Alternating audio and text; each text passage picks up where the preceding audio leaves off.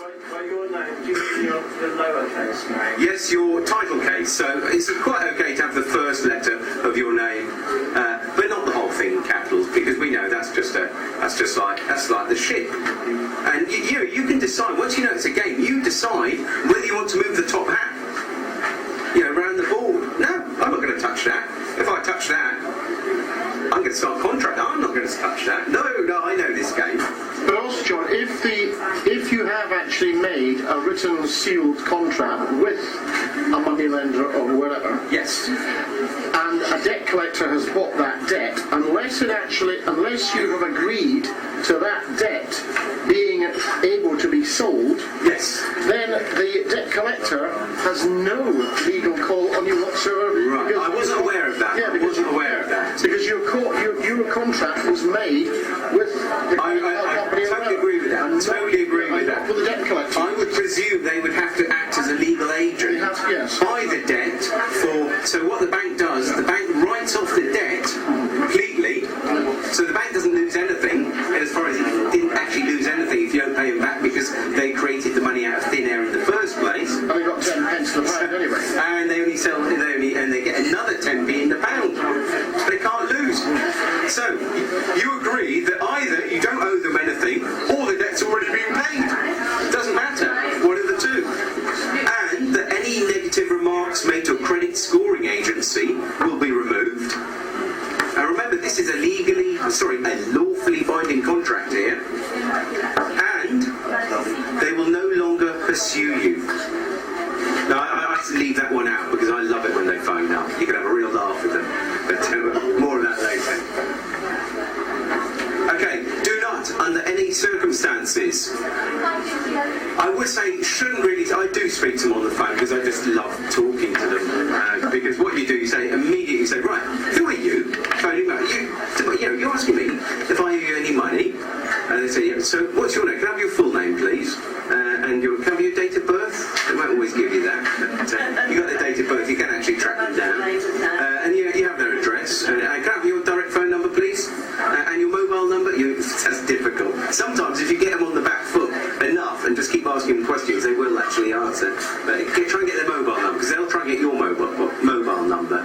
So generally I say don't speak to them on the phone. The first time they phone you, say, excuse me, I'd like to deal with this, I'd like to deal with this in writing, okay, and so you say, if you phone me up any more times, and they will try and phone you up the whole time, what you do, you explain to them you want to do it in writing, and if they continue to harass you, you can then pursue them for harassment. And I've actually got the date on the website that I'm putting together. I've actually got the rules about how you can actually pursue them. So what you do, you just write down a telephone log and just log every time they phone you.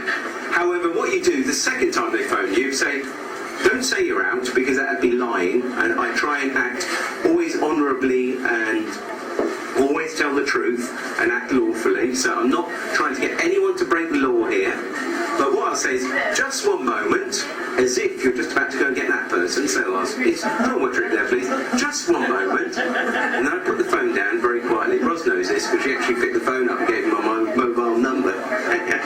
Put the phone down, and what I do, just for like comic effect, is tiptoe away very quietly.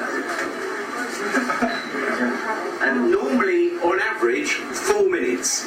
If you can get them to hang on for 5 minutes, it's great. 4 minutes is normally sort of like, once they've done that a few times, they will give up. They will give up. Yeah, especially. But I mean, I do that. So if I've got time, if I don't feel like talking to them, I'll do the creep away very quietly. If I've got time, it's like Jehovah's Witnesses. I like to invite them in for a cup of tea and actually challenge them. But you haven't always got time. Sometimes they catch you at awkward times. So I would say generally, until you actually really start enjoying playing the game, don't speak to them. If it's your first time, don't speak to them on the phone. Don't offer to pay anything. I've gone through that one already. Okay. Don't get worried, scared, or intimidated by them. I mean, they're only doing their job. And if you do get intimidated or scared or upset or you lose sleep, don't play the game. Pay them off, go to CAB and bankrupt yourself or something. But don't remember, the whole thing is about understanding what's going on and staying in your power. Okay, so as we've already said, we're just about to have a break and have some food. A verbal agreement with a debt collector is more enforceable than the unilateral one with the bank.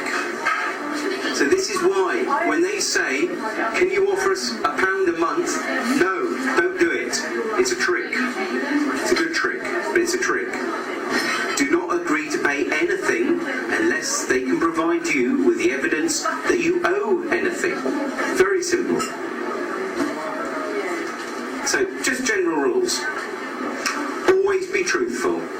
Because I'm not trying to get, this isn't about ripping the banks off, it's about being honest, truthful and law-abiding. And that's all I'm trying to encourage people to do, and stand up for their power. So always be truthful. Always respond politely. These people, this is their livelihood. They've got to feed their children. But they're not going to, but you don't want to feed their children. Get someone else to feed their children. Or, and if not enough people do it, then they'll actually go out and get a proper job, rather than giving people grief down the phone. Always act honourably and always act lawfully, not necessarily legally, but lawfully. It's quite different. Lawfully, legally is that's all their statutes, that's all the laws that the government made up. The laws that we're sticking by is contract law. These are the really old laws. What about ignoring them altogether? Well, actually, if you go to CAB, the first thing is say, you've got debt collectors after you, don't ignore them. It's not a very honourable thing to do, however, it's actually a very good strategy. Because what they do, they fish in the same way as emails fish, that's PH fishing.